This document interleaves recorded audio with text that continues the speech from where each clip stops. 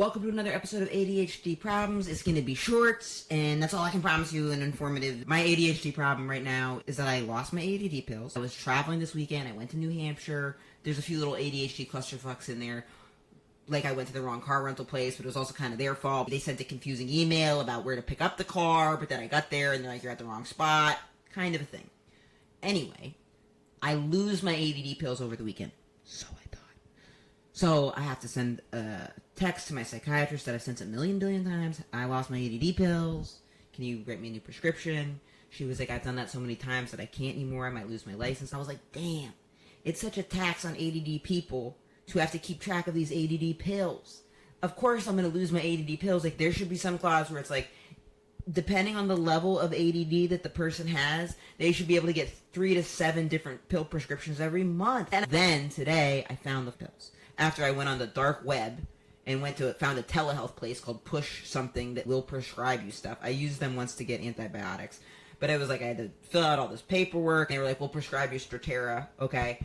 And then I'm going through my sock drawer in a sock. Now, how did it get from the car to the sock drawer? I don't know. I probably put it in a sock so it wouldn't spill. Somehow it got in this damn sock drawer. Maybe those are some pills that I had lost a long time ago and I just refound. I don't think so. So I did actually get the pills. But that was my ADHD problem. And that other problem is twofold. One, misplacing my ADD pills. The irony. And then two, I'm going to articulate it a little bit more clear than when I did originally. But it's like, if someone else makes a mistake with anything organization or itinerary related, I feel like no matter what, I actually fucked it up.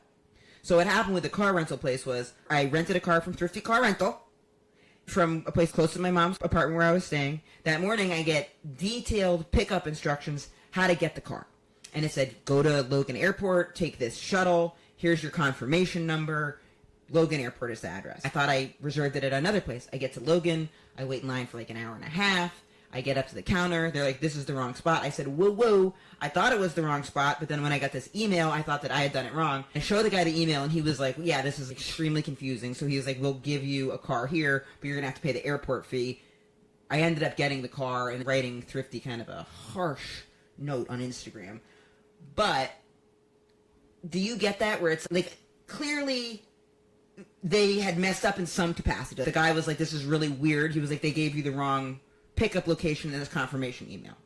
Now, I had booked it through Priceline, and I went to the original Priceline one, and when I had bought it, it was for the right place. But because I was only going off of the most recent email that I had, which was these detailed pickup instructions, with no mention of, it wasn't like, if you're at the airport, here's how you get the car. It was like, your car is at Logan Airport, here's how you get it. Even if I know someone else is wrong, even now as I'm saying it, I'm like, yeah, but I bet I fucked it up somehow. So even though I just get so, like, imposter syndrome anytime someone else does something that's, like, messing up an itinerary. And that, I don't know, that's a little sad. I don't know if anyone can relate to that, where it's like, because sometimes it's not always your fault when you mess something up. Shocking. Okay, so those are 2 little ADD things for me. I'm reading in an ADD email. Hey! Exclamation points. Wow, where to even start? First and foremost, good job using a comma. Seriously, as a dyslexic person, I just started incorporating commas into my life like 5 years ago. So hey, where to even start? First and foremost, I almost forgot to send you an email. That in itself is irritating as fuck. My major tick with ADHD that most don't struggle with is my stutter. Yes, my mind is so hyperactive my mouth can't keep up.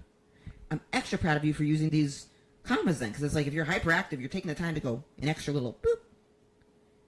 Back to the email. Adderall helps tremendously, period.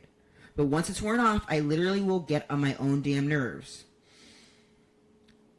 Unnecessary noise. The stutter part is so interesting, and I am sure you're not the only one. If there is a faucet dripping in a crowded room, I will only hear that faucet and slowly spiral until I get away from it. So interesting. I'm working long hours this week, but I will send more soon if you're interested. I'm so interested. I wish I understood the brain better to know what it is about the ADHD brain. I'm going to make a guess here, and please hypothesize with me. I've heard it's a common thing for us to have problems with executive function needed to prioritize our thoughts, right? Maybe on a subconscious level, it's not getting filtered in your brain the things that should be at the foremost for you to pay attention to. It's like if you're in a room full of people and the person talking to you is like, don't eat the chicken is way too hot, you're going to burn your tongue. That should be, maybe to a neurotypical person, that would be exactly what they would hear. But maybe to a neurodivergent person, they're just hearing trip, trip, trip, trip. And it's like, ooh, our brain isn't prioritizing the most pertinent information here. So that is so interesting to me. I don't relate to that when it has to do with sounds, but I will relate to that in a way with certain textures or things that I'm doing, or not being able to move on from something, where I'll be like, that's all I'll feel almost no matter, like I hate wearing socks. I hate it. I was thinking about that the other day because I was like, if I were a cis man, would I be one of those guys that's like, I hate condoms? But I used to always be like, how could someone hate condoms? Like, you're getting to have sex with someone and all the things that a condom protects from. But then back at the ranch, I'm like, I hate socks, it's restricting. But socks just affect me and I'm not getting anybody pregnant with my feet. I get that with the sensory thing. I would love to hear more because I think that is so interesting. Thank you for sharing that. Here's another one. Where to start? Turning my hyperfixation into a business. Cake Crusader on IG. I quit that during COVID to focus on the vintage shop. Kind of takes all the fun out of it, but better than a 9 to 5, which I suck at because I'm always late. How many app ideas have you had? I have a new app idea like every other day. The other day I was like, oh my god, I gotta make an app for, I want to do an Airbnb for biohackers. And then before that, I wanted to make an app. If you know how to do this, let's do it. I wanted to make an app. You would enter your fitness goals and it would give a profile for you. And then it would connect to Uber Eats. So I could say, I'm in Indianapolis and I want a meal that has 35 grams of protein in it. And then it would go, okay, the only thing around is Chipotle and you need to order chicken like this, steak like this, and some cheese on it. There. And then I would click through it, boom, because I want 35 grams of protein. And then if it's like a real bodybuilder type, they go in 100 carbs and 500 calories or whatever it is. But I would love something that would help me do that quick. I'm always like, I got to get some protein. Or if it's night, I try to eat higher fats. It's like I want to get something that's high, good fats. Or whatever. It could be for people that have autoimmune things. And they're like, where do I get whatever that you eat in those situations? I got celiac. Where's some and oh, boom, connect to Uber Eats. Bada bing, bada boom. An app like that would be awesome. How many app ideas have you had? It sounds like you take the hyperfixation and turn it into a business. Quit or not, that is what you're doing full time. That's incredible. Cake Crusader is a fantastic Instagram name. I'm going to follow immediately after recording this. Being a DIY queen, leaving every room only about 80% done before moving on to the next. 80% is amazing. I'm at like 2%. Hoarding things for projects and crafts that I'll probably never get around to doing. I get myself in a lot of trouble with that. I need to take Amazon off my phone. I'll get a hyperfixation on something. Say it's a craft where I'm like, I'm going to start drawing before I go to bed, or I'm going to start crocheting before I go to bed. Instead of just buying one set of needles and one crochet kit, I'll be like, ooh, I could also start a crocheting business. Why am I always thinking I could go into business when I have no executive function skills in my building? I've got a janitorial staff with, between the 6 of them, we got 1 eye, 1 leg, and half a foot. The executive had a heart attack 15 months back, and we're just propping up his dead body. If someone comes in and goes, the executive here, one of the janitorial staff is standing behind him going, send me the reports, pretending that we're some sense of a functioning anything. So it's like, why am I always going to businesses? But I'll be like, oh, let's start a crochet business. And then I buy a bunch of stuff. I don't just get one thing. I get so many things. Or maybe my friend would want to crochet. Or maybe my girlfriend would want to crochet. And then I buy all this stuff. And then not only do they not want to do it, I don't do it. Does anybody want some freaking crochet stuff? Having energy and doing my best work in the PM and living like a vampire. That is a vicious cycle. Piles everywhere. 1 gets put away, 3 more appear out of thin air. Isn't that always the case? I swear my laundry is in cahoots with the refrigerator. So the second something's get put away, usually if it's because someone else is coming home. Like if my girlfriend's coming home, then I'm like, damn, I gotta put things away, and then something else pops up, and something else pops up. Never ends. Exhaustion, anxiety. I take what I call rage naps. It hurts to laugh right now. I had PRP fillers, which is where they take palate-rich plasma. They take your blood out, whip it around, and turn it into PRP. And then they put it back into your face. It helps your face naturally produce more of its own collagen, fills in the areas of your face, but it doesn't bind to anything you have going on naturally. So this is like a natural way to get the same effect, but it makes your face really swell up. And you can't put ice in it because you need that inflammation that shows that it's binding. And the reason I know so much about it is because I hyperfixated. Let me also ask you this. Does anybody ever, once you know something, feel excited to have some info? And then when people poke at me about it, like someone on Facebook was like, wow, the health profile for that. And it's like, I can tell you the health profile in relationship, but it's also like, I don't know what I'm talking about. And I appreciate someone caring about the health profile, but it hurts to laugh. So I take rage naps that I want to, if it weren't for my face being stuck, I'd laugh at that. Rage naps, depression naps, and Joanne naps after hanging out with my mom. That's a great way to recharge after hanging out with your mom. I think that's really taking care of yourself too, because your parasympathetic nervous system is resting, and that's one of the best ways you can reset yourself.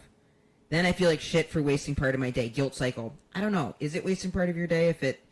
It's like if we get so overwhelmed with the things we need to process, like if you're taking the nap because you're filled with rage, your heart's pumping, all these things, as your body is shutting you down from bottlenecking and turning it into more anger. It's like you're too angry. It's like you're parenting yourself. Take a nap. That's better than being more quote unquote productive while you're awake. So rage while you're asleep and going into sleep is much healthier than just being up and around and full of rage. Joanne naps. Napping after you see your mom, that's a lot better than what I do after I see my mom a lot of times. I think we have to reframe it. Recharging is not wasting your day. Recharging is getting you ready for the next moment or the next day. Getting super irritated when my flow is interrupted. Oh man, isn't that the truth? I have such a hard time focusing, so then when I do get focused on something, it's like you're going to pry that away from me out of my cold, dead hands. I think that's a coping mechanism based around how hard it is to get ourselves started on something. So when we get locked in, it's almost like, no, I can't lose my footing here because I don't know if I'll come back to it. So it's like survival of being like, I have to get this done now because some part of me knows like I'm not sure if I'm going to catch this wave again. I also hate washing my face and showering in general. I hate the feeling of having makeup on and then water going on top of that. I hate it so much that I used to not wash my face at all.